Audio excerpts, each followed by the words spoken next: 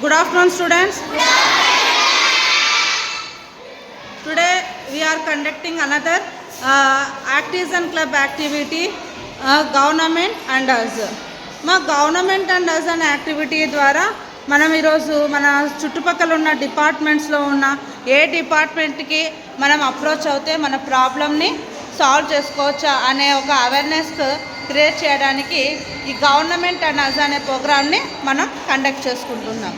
దీని first of all ఒక skit మనం ప్లే చేసుకొని తర్వాత మనము యాక్టివిటీలోకి ఎంటర్ అవుతాం. ఓకేనా?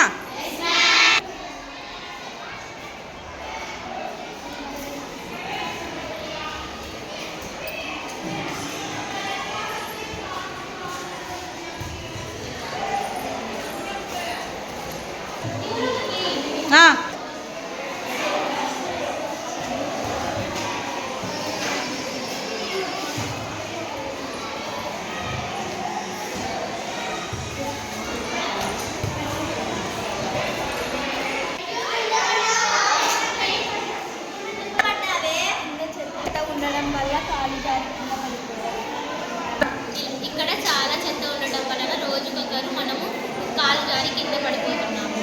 మన ప్లే గ్రౌండ్ ని మనమే క్లీన్ చేసుకుందాం. సరేనే.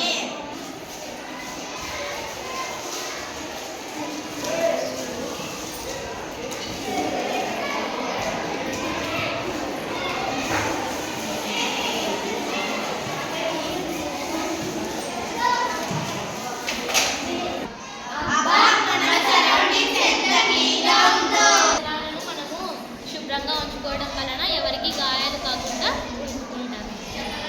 చక్కగా ఆడుకోవాలి. ఓకేమ్మా, ఇప్పుడు ఒక స్కిట్ చేశారు కదా మన వాళ్ళు.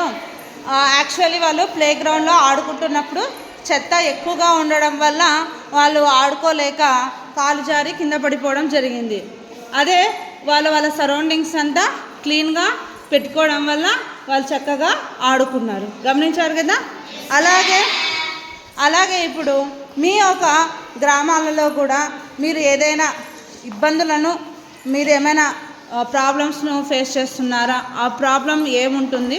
ఆ ప్రాబ్లం ఫేస్ చేస్తున్నప్పుడు ఆ ప్రాబ్లము ఎక్కడ సాల్వ్ అవుతుందో దానికి రీజన్స్ కూడా మీరే చెప్పాల్సి ఉంటుంది.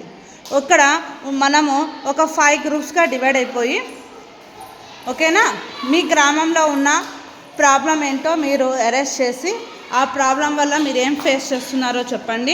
అలాగే ఆ ప్రాబ్లంకి సొల్యూషన్ కూడా ఎక్కడ దొరుకుతుంది అనేది కూడా మీరు డిస్కస్ చేసి ఒక పేపర్లో రాసుకొని నాకు చెప్పండి.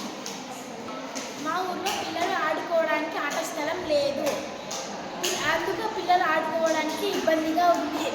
నేను మా గ్రామ సర్పంచ్ మరి నువ్వేం చేస్తావు దానికి? నేను మా గ్రామ సర్పంచ్ గారికి లెటర్ ఇచ్చి ఆట స్థలాన్ని మంజూరు చేయించుకుంటాను. ఓకే. మా ఊర్లో బస్సు రవాణా సరిగ్గా లేకపోవడం వల్ల మా ఊరు నుంచి పక్క ఊరికి వెళ్ళే వాళ్ళకు పై చదువులు చదివే విద్యార్థులకు ఇబ్బందికరంగా మారింది. మా ఊర్లో బస్సు రవాణా సరిగ్గా లేకపోవడం వల్ల మా ఊరి నుంచి పక్క ఊరి వెళ్ళే వాళ్ళకు ఇబ్బందికరంగా మారింది. దీనికి పరిష్కారం నువ్వు ఎవరిని అప్రోచ్ అవుతావు? ఇందుకు ఏపీ ఆర్టీసీ రవాణా శాఖకు అప్రోచ్ అయ్యి వాళ్ళ కంప్లైంట్ ఇస్తాను. మా ఊరికి బస్సు రవాణా సరిగ్గా ఏపీ ఆర్టీసీ వాళ్ళకు మా ఊరికి బస్సు రవాణా అందించమని కోరుతాను.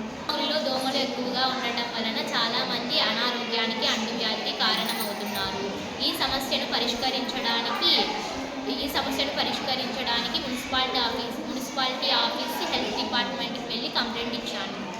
మా వీధిలో కుక్కలు చాలా ఎక్కువగా ఉండడం వలన చిన్నపిల్లలకు కొరకైతే వాళ్ళు వ్యాధుల పాలవుతారు. అందుకోసం నేను మున్సిపాలిటీలో ఉన్న వాళ్ళకు కంప్లైంట్ చేసి మా వీధి కుక్కలను వాళ్ళు తీసుకువెళ్ళేలాగా చూసి కంప్లైంట్ చేస్తాను. ఓకే అమ్మా, మీ గ్రామంలోని సమస్యలు ఏవైతే ఉంటాయో మీరు ఏ సమస్యకు ఎక్కడ పరిష్కారం దొరుకుతుందో అనేది మీరు బాగా చక్కగా చెప్పారు. బస్సు రవాణా సౌకర్యం లేనప్పుడు మీరు ఆ ఊరిలోని ఏపీఆర్టీసీ వాళ్ళకు వెళ్ళి అక్కడ కంప్లైంట్ ఇచ్చి మీ ఊరికి బస్సు వేయించుకోవడం జరిగింది.